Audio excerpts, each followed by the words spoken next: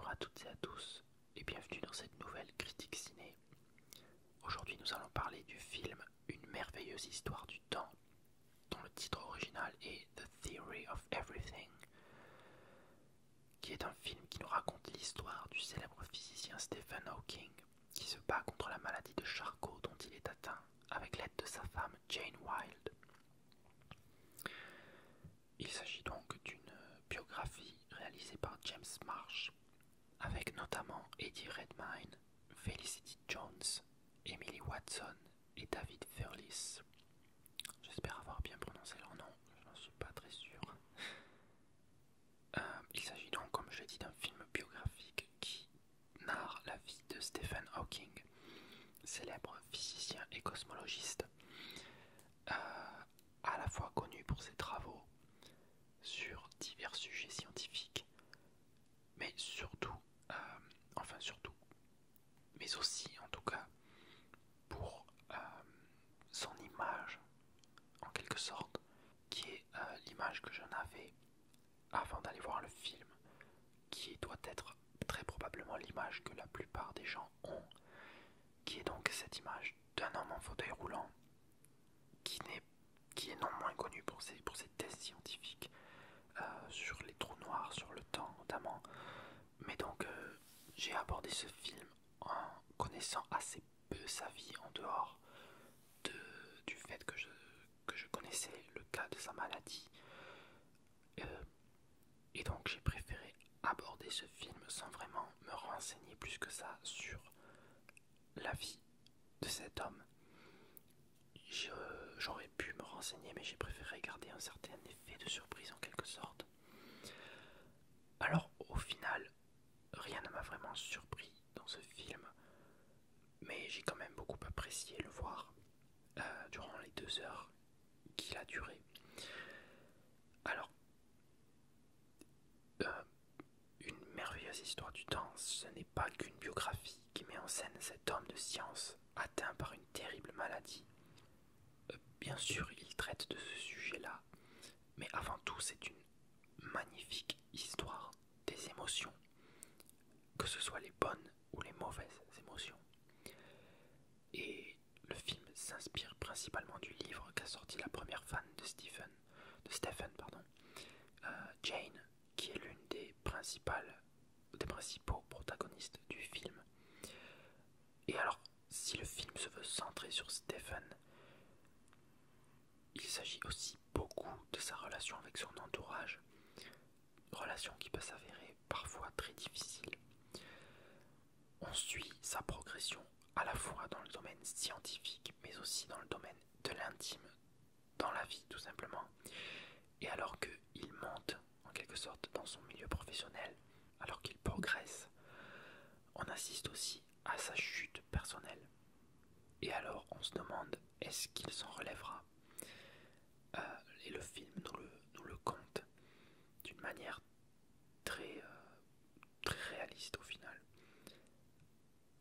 L'acteur qui interprète Stephen Hawking, qui s'appelle Eddie Redmayne, est absolument brillant dans ce rôle, car non seulement il ressemble plutôt pas mal au véritable Stephen Hawking, mais il parvient aussi à nous faire passer ses émotions avec beaucoup de crédibilité, malgré les évidentes limitations physiques qu'impose le rôle. Et il aurait très facilement pu tomber dans l'excès, mais c'est là tout le talent de l'acteur, c'est que c'est une performance physique, paradoxalement, et il n'est jamais dans l'excès, tout simplement dans la justesse et le réalisme. Et c'est sans aucun doute, que l'acteur va avoir marqué les esprits avec ce rôle-là. J'ai aussi noté que Eddie Redmayne allait être le méchant dans le prochain film des frères Wachowski, qui sort très prochainement. Donc les réalisateurs de Matrix. D'ailleurs j'ai dit les frères, mais je n'aurais pas dû, puisque l'un d'entre eux est désormais une femme, et le vit très bien comme ça. Enfin bref, ce n'est pas le sujet. Donc, oui, l'acteur va jouer le rôle du méchant dans le prochain film qui se trouve être Jupiter.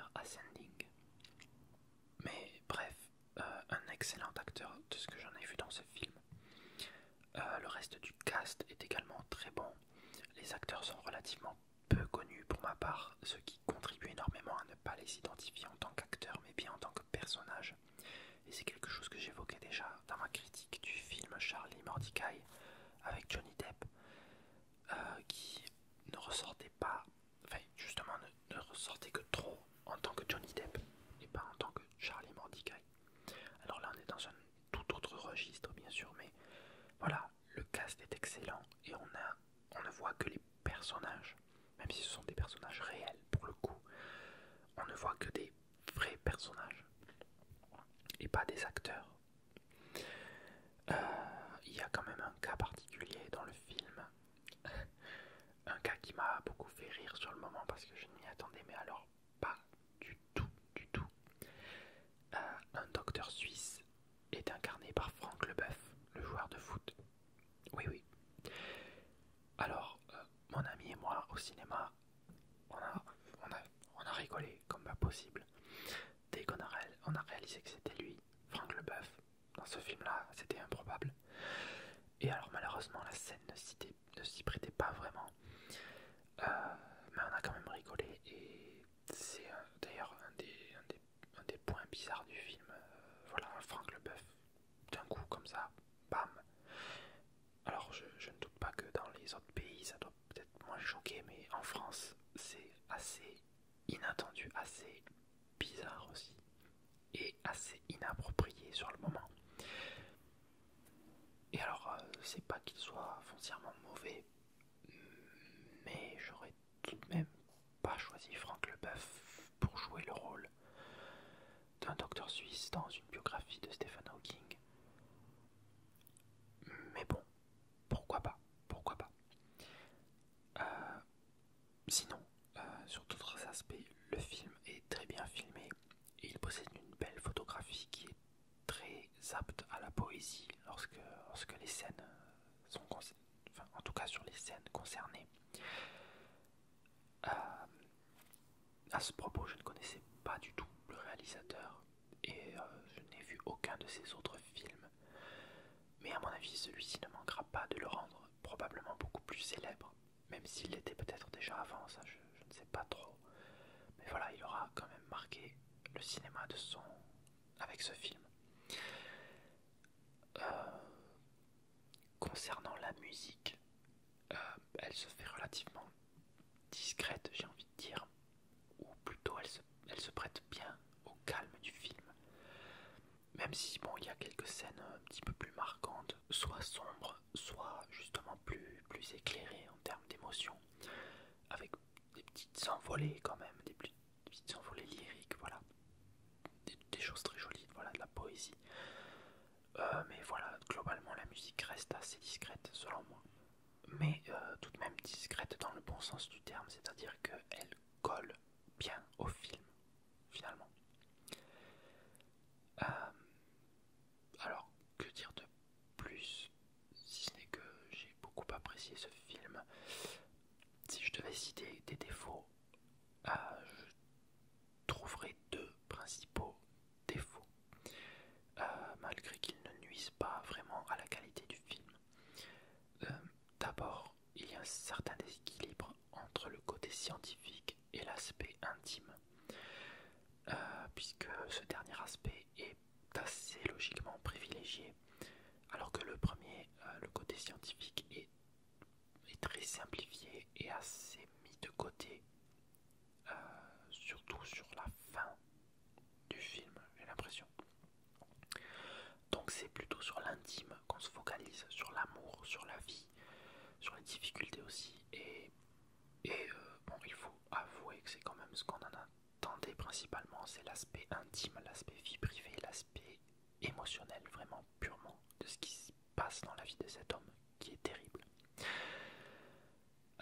Deuxième défaut, je dirais que la progression, selon moi, la progression de la maladie est traitée trop rapidement sur certains moments.